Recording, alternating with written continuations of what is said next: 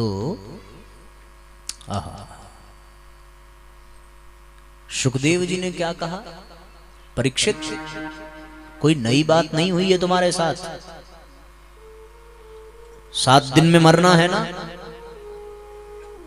परीक्षित ने कहा प्रभु 7 दिन की मोहलत मिली है।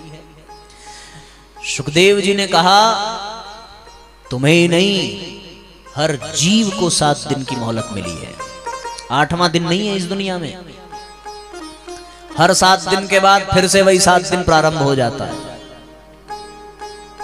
रविवार से लेकर के शनिवार तक सबको 7 दिन ही मिला है, और तुम तो और भाग्यशाली हो। सामान्य जीवों को यह पता ही नहीं है कि उन 7 दिन में कौन सा दिन उसके लिए आखिरी दिन होगा, पर तुम्हें तो यह पता है कि तुम आज से 7वें दिन मरोगे। इसलिए चिंता मत करो, प्रसन्न हो जाओ कि तुम्हें कोई नई समस्या नहीं है। हर जीव इस समस्या से ग्रसित है। 7वें दिन तुम्हें मरना है, पर बाकी जीवों को 7 दिन में ही मरना है। उसके लिए कौन सा आखिरी होगा ये किसी को नहीं पता है। देखो, जो अच्छा डॉक्टर होता है ना, वो पहले पेशेंट को यह विश्वास दिलाता है कि कोई समस्या नहीं है, बी हैप्पी, खुश हो जाओ, प्रसन्न हो जाओ, मुस्कुराओ, कोई नया रोग नहीं हुआ है। अरे ऐसे ऐसे रोग होते रहते हैं, चुटकियों में ठीक हो जाएगा, चिंता मत करो। बिल्कुल वैसे ही गुरु भी डॉक्टर से कम नहीं होता। सदगुरु वैद्य वचन विश्वासा, सदगुरु वैद्य है। रामचरितमानस में गुरु को वैद्य कहा है। जैसे डॉक्टर उपचार करता है, वैसे गुरु भी उपचार करता है। डॉक्टर के पास जाओ ऑपरेशन करने के लिए, वो आपको ऑपरेशन थिएटर में ले जाएगा, ठीक है। उसी प्रकार गुरु के पास भी जाओ। डॉक्टर ऑपरेशन करता है शस्त्र से, गुरु ऑपरेशन करता है शास्त्र से। सीधी सी बात, गुरु शास्त्र से ऑपरेट करता है,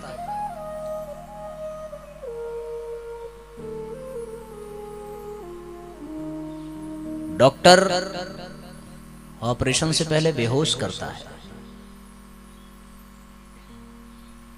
गुरु भी ऑपरेशन से पहले तुम्हें बेहोश करता है। वो बेहोश करने के लिए इंजेक्शन देता है, गुरु बेहोश करने के लिए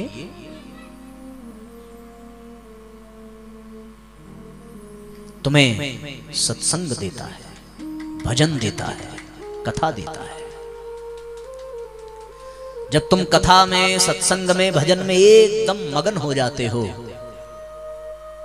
और तुम्हें अपने तन का भी भान नहीं रहता, तब गुरु का ऑपरेशन प्रारंभ होता है। डॉक्टर तन का इलाज करता है, गुरु मन का इलाज करता है। डॉक्टर के पास मन का इलाज नहीं है। जब तुम बेहोश हो जाते हो तो गुरु तुम्हारे मन में प्रवेश करके उसमें छुपे हुए समस्त प्रारब्धों को, समस्त कुसंस्कारों को काट काट करके बाहर निकालता है।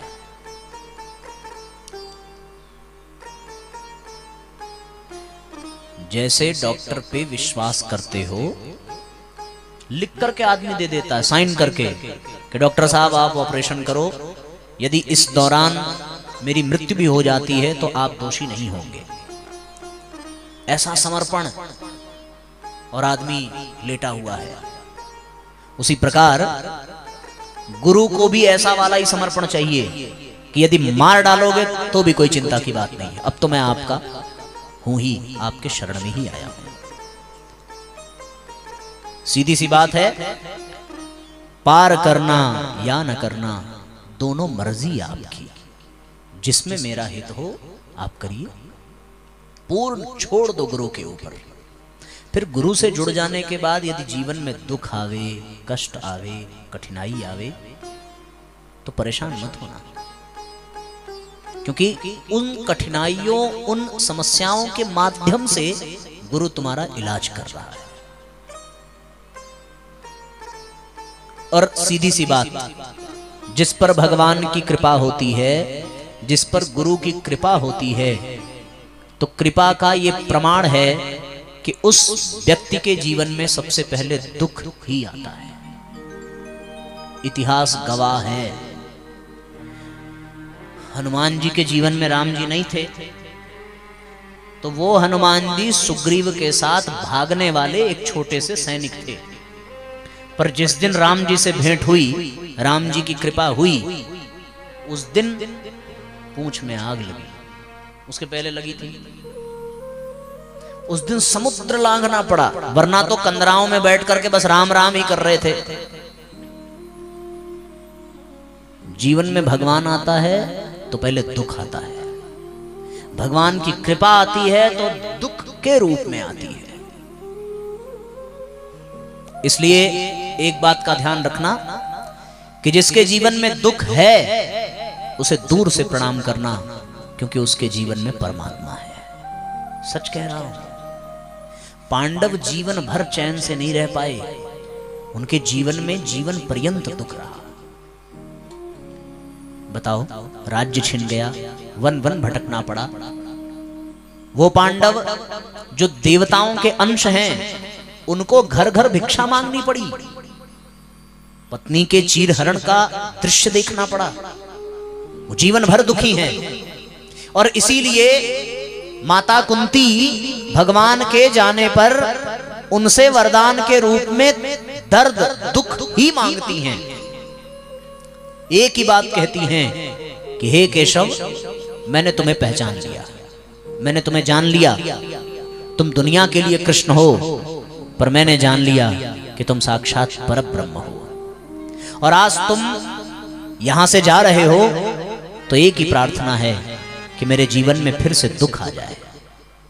भगवान ने कहा, बुआ तुम्हारा दिमाग तो ठीक है, भरी जवानी में पति चला गया, बच्चों को लेकर के दर दर की ठोकरें खानी पड़ी, बहू के चीरहरण का, लाक्षागृह का दृश्य देखना पड़ा, जीवन भर तो तूने कष्ट ही उठाया, और अपने पौत्रों के वध की कथा भी तुम्हें सुननी पड़ी। आज तू राजमाता बनी है, आज पांडवों का साम्राज्य है, और राजमाता बनने के बाद तुझे दुख चाहिए? किस मिट्टी की है भाई, ऐसा क्यों? तो कुंती ने कहा कि ठीक ही तो कह रही हूं, जब तक मेरे जीवन में दुख था तब तक तुम थे, और अब मैं राजमाता बन गई तो अब तुम छोड़कर द्वारिका जा रहे हो। हे केशव, मुझे दुख ही चाहिए, क्योंकि जिसके जीवन में दुख होता है उसके जीवन में तुम होते हो। भक्तों की पहचान है।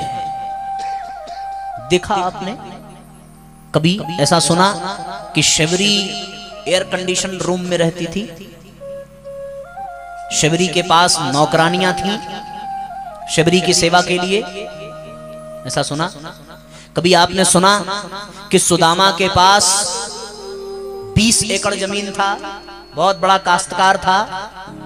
सुना क्या आपने? नहीं था ना? जो भी भगवान के भक्त हुए उनके पास सुख नहीं, दुख। तो यदि भगवान की भक्ति करनी है तो क्या करना पड़ेगा? दुख का स्वागत करो। ध्रुव और प्रहलाद के जीवन में झांको। क्या आपकी बुआ आपको कभी आग में लेकर के बैठी? क्या आपके पिता ने आपको कभी छत से उठा करके फेंका? क्या तुम्हारे घर वालों ने तुम्हें कभी जहर दिया? क्या तुम्हारी सौतेली माता ने तुम्हें घर से निकाल करके बाहर किया? नहीं ना? फिर भी हम अपने आप को बड़ा अभागा कहते हैं कि भगवान की कृपा नहीं है, जीवन में दुख है।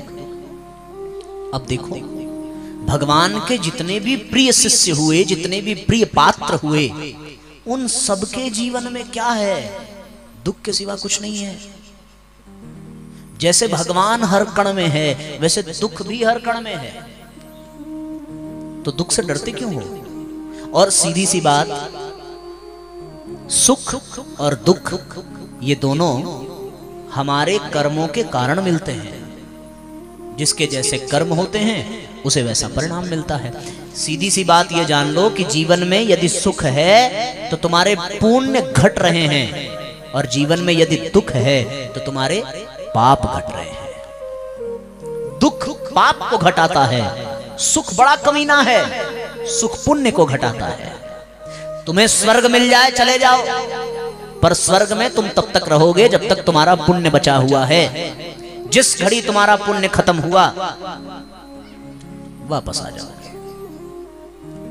भगवान की कृपा कब मिलती है? सदगुरु की कृपा कब मिलती है? जब जीवन में दुख आता है।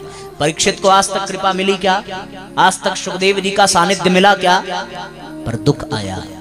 देखो कितना आनंद है परीक्षित को। जिसके जीवन में दुख है उसके जीवन में परमात्मा है, भगवान है।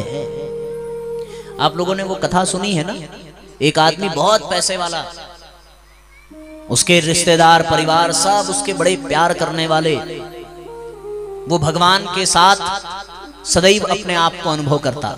सवेरे टहलने जाता तो समुद्र के किनारे टहलने पर 2 पैरों के निशान उसके पड़ते और 2 और पड़ते जो उसके भगवान के होते। बड़ा प्रसन्न रहता। चलो प्रभु की कृपा है, भगवान साथ में है। समय बदलता है, जीवन में परेशानियां आई, पैसा रुपया सब खत्म हो गया, फिर से गरीबी ने आ घेरा, और गरीबी के कारण फिर परिवार रिश्तेदार सब छोड़ करके चले गए। पर मन में प्रसन्नता थी कि चलो कोई बात नहीं, अपना गोविंद तो साथ में है।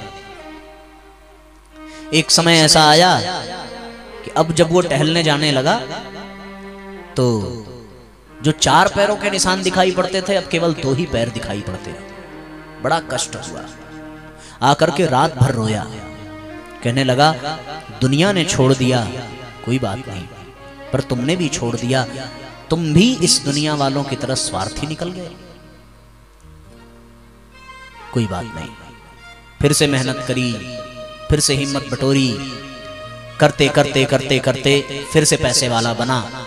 परिवार रिश्तेदार जो गरीबी के नाते सब अलग हो गए थे, सब वापस आ गए।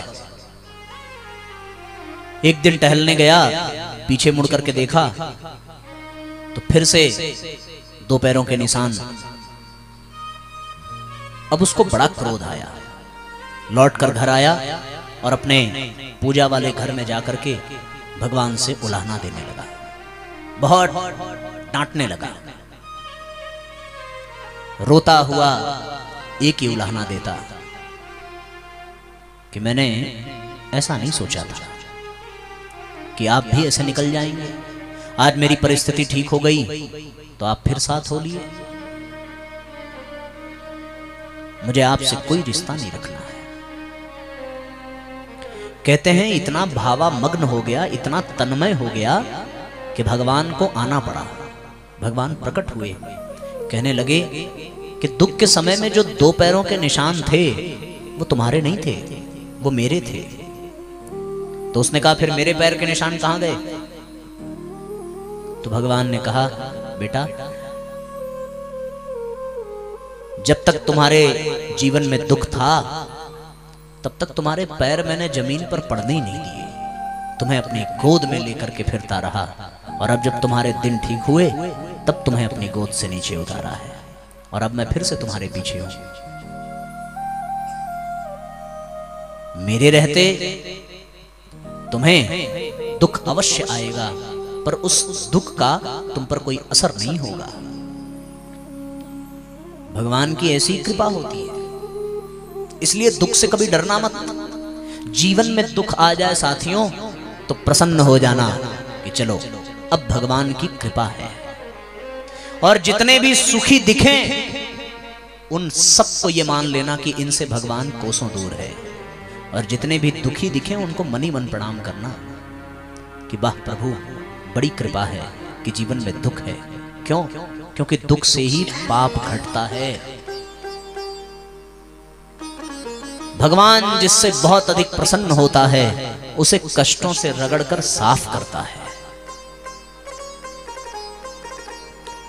दुख से कभी डरो नहीं, हिम्मत न हारिए, सुख में श्री राम नाम कभी ना बिसारिए। बताओ भाई किसके किसके जीवन में दुख है, जरा हाथ उठाओ। कौन कौन दुखी है? बहुत दुखी। आप सुभाष जी दुखी नहीं हो?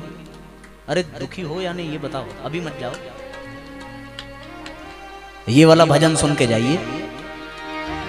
दुख से कभी डरो नहीं, हिम्मत न हारिए, दुख से कभी डरो नहीं, हिम्मत मत हारिए, सुख में श्री राम नाम कभी न बिसारिए, सुख में श्री राम नाम कभी ना बिसारिए, सुख में श्री राम नाम कभी न बिसारिए, सुख में श्री राम नाम कभी ना बिसारिए। दुख तो है बस मेहमान, सुख दुख तो आवे संसार में, दुख तो है बस मेहमान, सुख दुख तो आवे संसार में, भाव धरी भज लो भगवान, सुख दुख तो आवे संसार में, भाव धरी भज लो भगवान, सुख दुख तो आवे संसार में। दोनों हाथ से तालियां बजाइए और अपने जीवन के एक एक दुख के लिए भगवान को धन्यवाद करिए। वाह प्रभु बड़ी कृपा है, जो जीवन में दुख है कम से कम आपकी याद तो आ रही है, इसलिए भावपूर्वक सभी दोहराएंगे।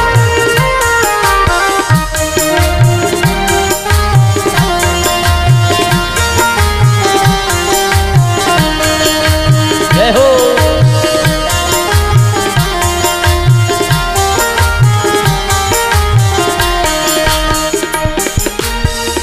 कोई किसी को न सुख दुख देता, कोई किसी को न सुख दुख देता, वही काटता जैसा होता, वही काटता जैसा होता, सुख आवे तो हंसता प्राणी, सुख आवे तो हंसता प्राणी, दुख आवे तो फिर क्यों रोता, दुख आवे तो फिर क्यों रोता, कर्मों का है परिणाम, सुख दुख तो आवे संसार में, कर्मों का है परिणाम, सुख दुख तो आवे संसार में, भाव धरी भज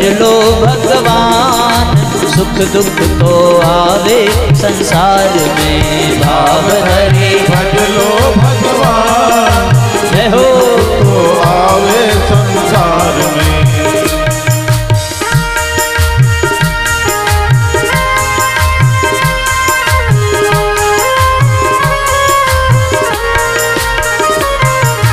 जय हो। एक साथ तालियां बजाइए।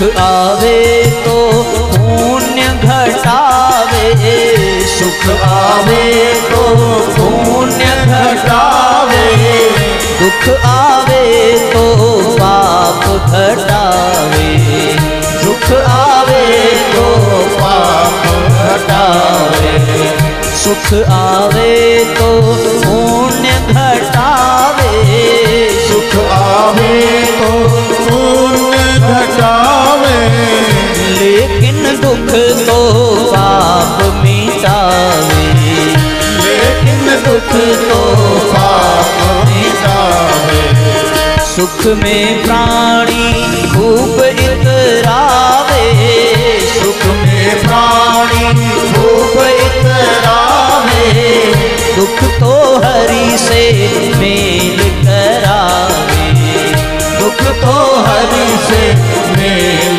करावे। सुदामा को दुख आया, भगवान से मिले। ध्रुव प्रहलाद को दुख आया, भगवान से मिले। द्रौपदी को दुख मिला, भगवान की कृपा देखी। शबरी ने, जटायु ने, अहिल्या ने, जिन जिनके जीवन में दुख आया वो भगवान को पाया। इसलिए दुख तो हरि से मेल करावे, दुख तो हरि से मेल करावे, दुख का मानो री एहसान, सुख दुख तो आवे संसार में, दुख का मानो री एहसान, सुख दुख तो आवे संसार में। भाव धरि भज लो भगवान, सुख दुख तो आवे संसार में, भाव धरि भज लो भगवान, सुख दुख तो आवे संसार में। नारायण को जो प्रिय होता, नारायण को जो प्रिय होता, उन्हें कष्ट दुख जरूर मिलता, उन्हें कष्ट दुख जरूर मिलता। ध्रुव प्रहलाद हो या हो सुदामा, ध्रुव प्रहलाद हो या हो सुदामा, कष्टों से ही जीवन संवरता, कष्टों से ही जीवन संवरता, कष्टों से ही जीवन संवरता। दुख को ही गहना मान, सुख दुख तो आवे संसार में, दुख को ही गहना मान, सुख दुख तो आवे संसार में। भाव धरि भज ले भगवान, सुख दुख तो आवे संसार में, भाव धरि भज ले भगवान, जय हो तो आवे संसार में। दुख से कभी डरो नहीं, हिम्मत न हारिए, दुख से कभी डरो नहीं, हिम्मत मत हारिए। सुख में श्री राम नाम कभी ना बिसारिए, सुख में श्री राम नाम कभी ना बिसारिए। दुख तो है बस मेहमान, सुख दुख तो आवे संसार में, तो है बस मेहमान, सुख दुख तो आवे संसार में। भाव धरि भज लो भगवान, सुख दुख तो आवे संसार में, भाव धरि भज लो भगवान, सुख दुख तो आवे संसार में, सुख दुख तो आवे संसार में, सुख दुख तो आवे संसार में।